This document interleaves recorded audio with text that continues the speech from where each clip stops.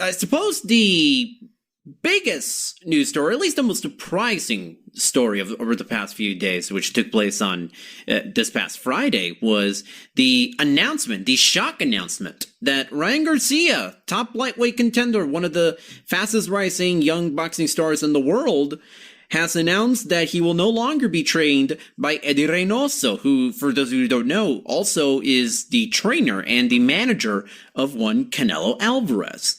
Instead, Ryan Garcia will now be trained under Joe Goossen, who's had a long, decorated career of training a number of world champions. And for those of you who, are regular of PBC on Fox, you may probably know him better as one of the color commentators for PBC on Fox's cards and on pay-per-view. But yeah, Ryan Garcia will now be trained under under Joe Goossen. It's a very, very interesting timing in all of this, because this comes just after it was announced that Ryan will be facing Emmanuel Tago on April 9 on the Zone in San Antonio. So now, with Ryan going to the ring for the first time in 15 months, he'll be working with Joe Goossen on essentially less than 2 months' notice.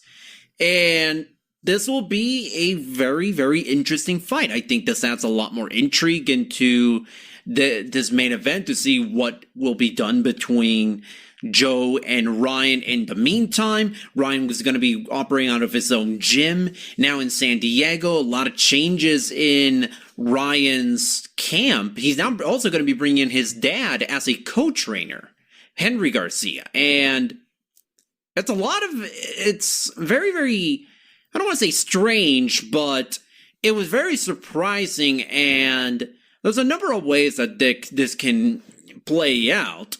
But before I sort of get into that, Robert, what were your initial thoughts on Ryan now being trained by Joe Goossen? How long was Reynoso training Garcia? What, the last 4 or 5 fights when he had that nice knockout streak that he started, right? That's when he yeah. So, and we had seen an increased improvement, an incredible improvement in his style and his punching power and his throwing combinations. I don't understand the change, Carlos. You have sources. Anybody tell you anything about a disagreement between him and Reynoso? Because this doesn't make any mother effing sense at all to me. So, first of all, to answer your question, so Eddie and Ryan, their first fight together was December 2018 against Braulio Rodriguez, which was on the Canelo Rocky Fielding undercard at Madison Square Garden. And so 3 years. He was his trainer for 3 years. 3 years, 5 fights, all by knockout. And you're right. There was a noticeable improvement in Ryan Garcia as a fighter, as a more disciplined, more complete fighter. It wasn't. We still have yet to see the finished product, because there were still a lot of things that Ryan needed a lot of improving. But from what I could tell, I mean, based on what Ryan has been saying, it didn't seem like it was a bad spell, or at least publicly, it was somewhat amicable. But I'm looking at this and I'm thinking that this is Ryan wanting to take maybe more charge of who he's going to be able to train under, of his brand, of his, of his professional life. And I don't think it was so much of Eddie wanting to take more control of Ryan's boxing life as a trainer, or maybe even something more. But I mean, you also got to consider Eddie has a big stable of, well, not necessarily a big stable, but has a stable with a lot of big name fighters. And you also got to consider the fact that, he's training Canelo Alvarez, who's probably going to be fighting in May. It's almost a foregone conclusion. And he's also training Oscar Valdez, at the end of April against Shakur Stevenson. I mean, isn't he training all these guys in the same area? Remember, you just said the very first fight Garcia had with Reynoso was on a Canelo undercard. That means he was training both at the same time. He would have been able to do it. I don't understand the change. I don't. And Reynoso didn't want it.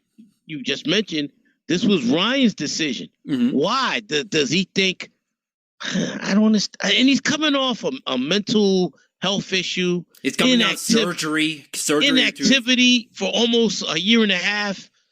I don't like the change. I mean, I still think he wins his next fight. He's a better fighter than the guy he's fighting.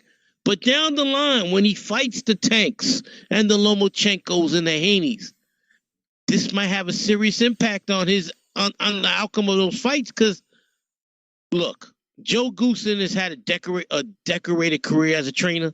But when was the last time he trained an elite fighter? You bring up a really good point, and it's been a long time. But I think there's a couple of things that I've yet to know. One is that Joe and Ryan go way back; they've known each other for a very long time, so they already are familiar with one another. And I don't think it's because Ryan can't handle the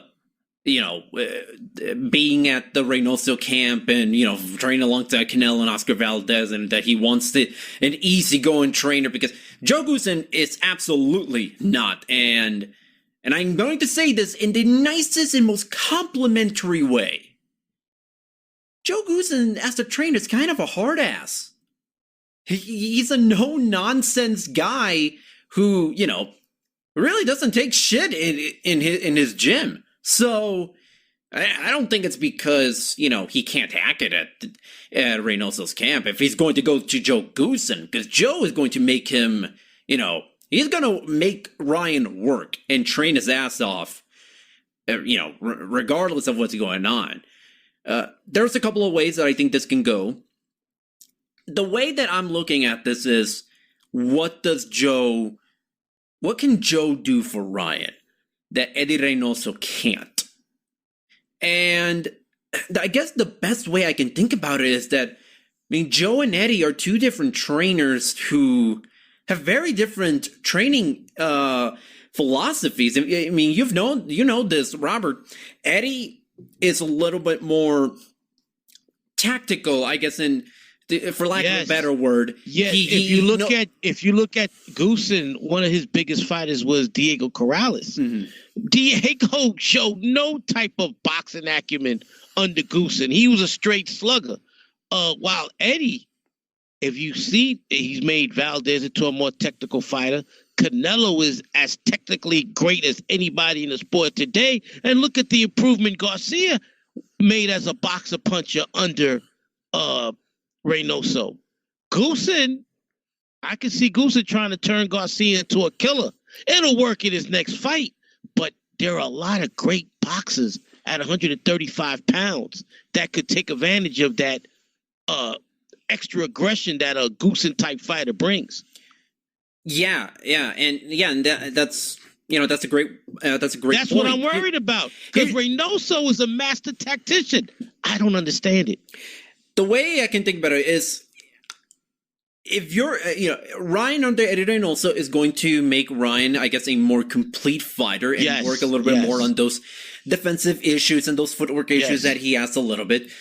But with Joe, you can make the argument that Joe, maybe at the expense of maybe not working as much on some of those deficiencies, but fine-tuning his biggest strengths, then being which is his power and his speed, and he's got a developing great body work.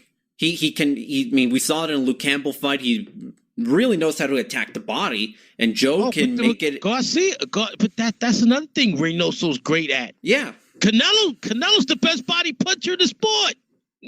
Yeah. So I'm not going to say, I think it's too early to say whether or not this will work. And even with this first fight, I think it would be a little too early to tell, because you got less than 2 months to prepare for this fight.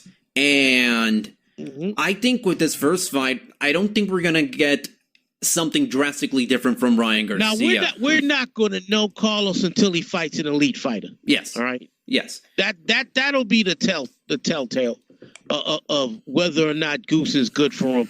Gun to my head, in a perfect world, Garcia should have stayed with Reynoso. I don't like the decision. I don't like it. Him and Reynoso showed a lot of chemistry.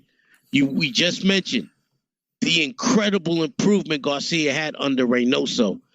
And that 135-pound division is stacked. You need all the advantages you can have. I mean, Goosen is a great trainer. But like you said, Carlos, he's a power puncher trainer, which is not going to help him against guys like Haney, Shakur, Lomachenko, etc. Here's another thing. With this trainer change, he's no longer under Eddie Reynoso. All the pressure's on Ryan now. It's all on him. He's still a golden boy, right? Huh? He's still a golden boy, right? Yes. He's still with Oscar De La Hoya, but yeah, all the pressure's on him, and the only way we'll truly know, as you mentioned, Robert, that this partnership can work is whether or not he beats a top lightweight, whether it be George Kambosos, whether it be Devin Haney or a Lomachenko or a Gervonta Davis. Right. The success of this partnership will hinge upon Ryan going up against those guys.